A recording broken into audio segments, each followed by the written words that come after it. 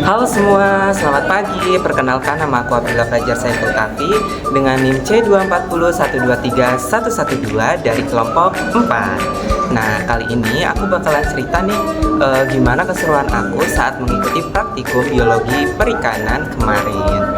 Nah, jadi awalnya itu aku bingung nih teman-teman karena kebetulan praktikum kemarin itu aku bentrok dengan dua kegiatan antara kepanitiaan dan kegiatan beasiswa aku. Nah, awalnya aku bingung mau menentukan aku ikut praktikum di sesi siang atau pagi karena awalnya kegiatan yang aku bentrok itu pagi hari sedangkan jadwal praktikum aku sesi pagi. Awalnya aku pengen merubah jadwal praktikum aku itu di siang hari, tapi ternyata kegiatan aku itu dirubah menjadi ke siang. Jadi akhirnya aku tetap melakukan praktikum pada pagi hari di sesi pagi.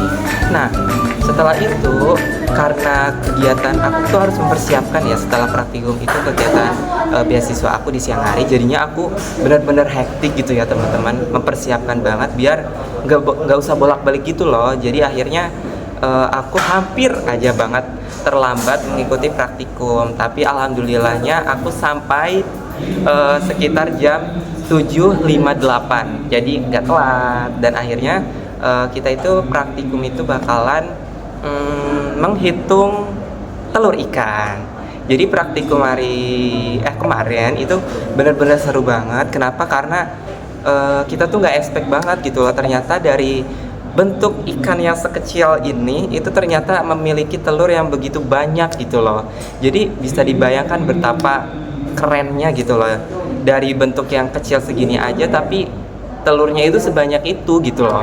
Kan jadi kayak wow gitu kan. Nah, seru banget. Terus di situ tuh kita belajar dalam menghitung telur ikannya itu ada beberapa metode gitu. Yang pertama itu kita itu ada gravimetri, terus ada metode volumetri, sama yang ketiga itu ada metode gabungan. Nah, kalau metode gravimetri itu tuh lebih ke fokus ke bobotnya gitu loh. Jadi di gonat, jadi telur ikan itu ada di gonat ya teman-teman. Jadi di gonatnya ikan itu telurnya itu bobotnya itu ada berapa gitu loh. Nah, untuk ini metode gravimetri. Kemudian yang kedua itu ada metode volumetri. Namanya juga kan volumetri ya. Nah, ini tuh lebih fokus ke volume gitu. Jadi volume gonat telur ikannya itu berapa gitu. Nah, itu tuh diukur. Nah, terus ke yang ketiga itu ada metode gabungan. Nah, metode gabungan ini itu bisa dibilang itu gabungan cara dari metode gravimetri sama metode volumetri, teman-teman. Jadi di sini itu di metode gabungan itu kita menghitung bobotnya dari telur ikan sama volumenya juga kayak gitu. Nah, terus jadi di setiap metode itu nanti gonatnya itu akan dibagi lagi gitu. Dibagi menjadi subgonat gitu. Nah, pembagiannya itu ada 3 gitu. Yang pertama itu ada namanya apa coba? Namanya ada anterior. Kemudian yang kedua itu ada apa lagi coba tebak? Ada middle, betul. Dan yang ketiga itu ada posterior. Nah, jadi gonat ikannya itu nanti akan dibagi jadi 3 gitu. Nanti untuk dihitung setiap subgonatnya itu ada berapa sih jumlah telurnya. Jadi kalau kita bisa dibayangin bentuk gonat itu kurang lebih itu kayak bentuk hati terbalik kayak gini. Hati terbalik ya. Hati terbalik nanti itu jadi setiap subnya itu nanti bakalan dibagi gitu. Dibagi menjadi 3 bagian.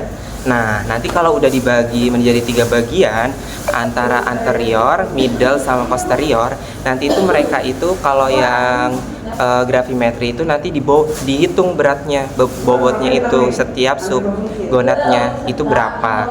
Nah, nanti kalau udah itu nanti kita hitung jumlah telur ikannya itu ada berapa.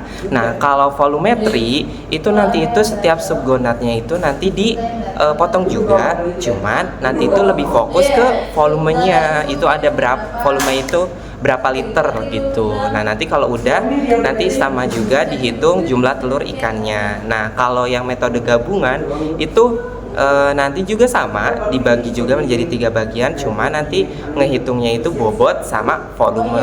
Nah kayak gitu teman-teman. Nah kalau udah semua datanya itu terkumpul, nanti itu ada bukan rata-rata, jumlah dari gonad, jumlah dari berat telur ikannya gitu.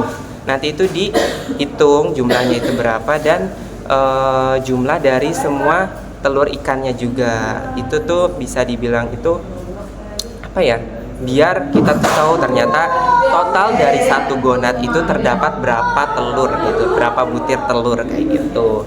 Nah kalau udah itu udah deh, kita jadi tahu deh ternyata dalam satu gonad ikan itu terdapat bahkan beratus-ratus, mungkin bisa juga beribu-ribu telur gitu teman-teman. Jadi melalui praktikum kemarin aku tuh belajar bener-bener kayak gak expect banget, kayak apa ya, gak nyangka gitu, karena dari ikan ya bentuknya kecil gitu ya, entah segini atau yang bahkan segini aja, itu ternyata punya telur yang begitu banyak gitu teman-teman. Dalam bentuk sekecil itu juga kita tuh jadi tahu bahwa peran perikanan di Indonesia itu sebenarnya itu sangat penting banget, sangat berpotensi besar gitu. Kenapa? Karena Indonesia kan sebagian besar itu kan wilayahnya itu perairan kan. At least kan perikanannya juga kan banyak gitu loh. Jadi coba bayangin aja kalau kita sebagai generasi muda dapat memanfaatkan potensi negara kita dalam bidang perikanan dan perairan kelautan yang ada di Indonesia, pasti perikanan di Indonesia itu bakalan keren banget, karena mengingat kita itu memiliki potensi sumber daya perairan yang begitu melimpah gitu. Oke teman-teman semua, terima kasih udah mendengarkan cerita praktikum aku kemarin, dan jangan lupa tunggu keseruan aku di praktikum selanjutnya. Dadah, sampai jumpa lagi.